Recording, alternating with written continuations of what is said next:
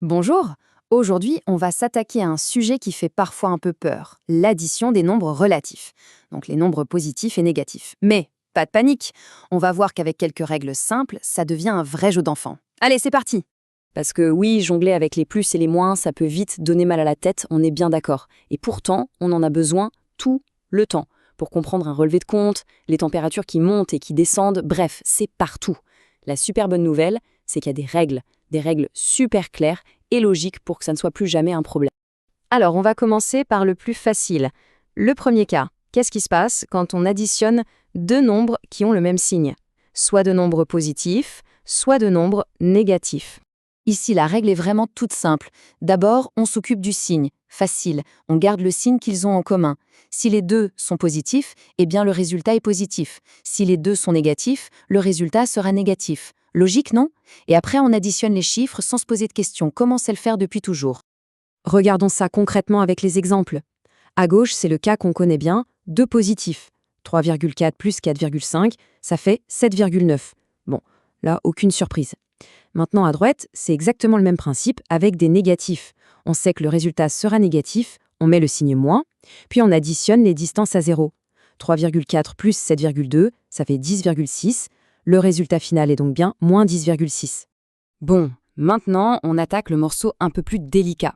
Le cas qui, souvent, pose problème, l'addition de nombres de signes contraires.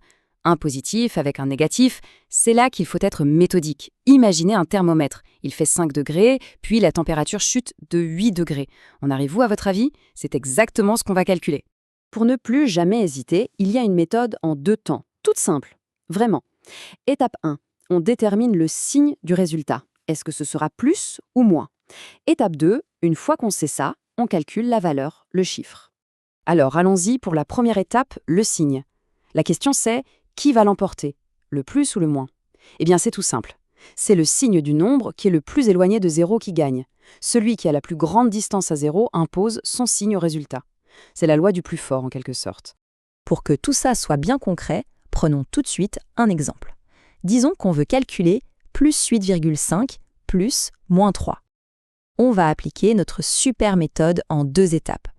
Première chose à faire, comparer les distances à 0. On oublie les signes pendant une seconde, on a 8,5 d'un côté et 3 de l'autre. C'est tout ce qui nous intéresse pour le moment. Et là, c'est limpide. La barre de 8,5 est bien plus haute que celle de 3. Pas de doute possible, c'est donc 8,5 qui l'emporte. Et comme ce 8,5 était positif, le résultat final sera positif. Voilà, on a déjà trouvé le signe. Étape 1, c'est fait. Allez, étape 2, on calcule la valeur. Attention, petit piège ici. Comme les signes sont différents, ils se battent un peu entre eux. Du coup, on ne va pas additionner les valeurs. Au contraire, on va les soustraire. On fait toujours le plus grand moins le plus petit. Dans notre cas, ça donne 8,5 moins 3. Le calcul est simple, ça fait 5,5 et voilà la valeur de notre résultat. Et maintenant, on assemble le puzzle. De l'étape 1, on sait que le signe est positif. De l'étape 2, on sait que la valeur est 5,5. La réponse est donc plus 5,5. C'est tout à fait logique. Si on avance de 8,5 pas et qu'on recule de 3, on se retrouve bien à 5,5 pas du départ. Il nous reste un tout dernier cas. Un cas un peu spécial, mais qui est de loin le plus simple et le plus satisfaisant, vous allez voir. C'est ce qui se passe quand on additionne deux nombres qui sont opposés. Ici, la règle est en béton armé. Il n'y a aucune exception. La somme de deux nombres opposés, c'est toujours 0. Point. C'est comme faire un pas en avant et un pas en arrière. On revient au point de départ. Les deux forces s'annulent parfaitement. Et regardez, ça marche à tous les coups. Moins 8 plus 8, paf, 0. Plus 21 plus moins 21, 0 aussi. Et même avec des grands nombres à virgule comme 150,7, le résultat, c'est encore et toujours 0. Franchement, c'est la règle la plus facile de toutes, non? Et voilà, normalement, avec ces quelques règles, l'addition des nombres relatifs n'a plus de secret. On a vu le cas où les signes sont les mêmes, le cas où ils sont différents, et le cas spécial des opposés. Alors maintenant, la question qui vient tout de suite à l'esprit, c'est et la soustraction dans tout ça?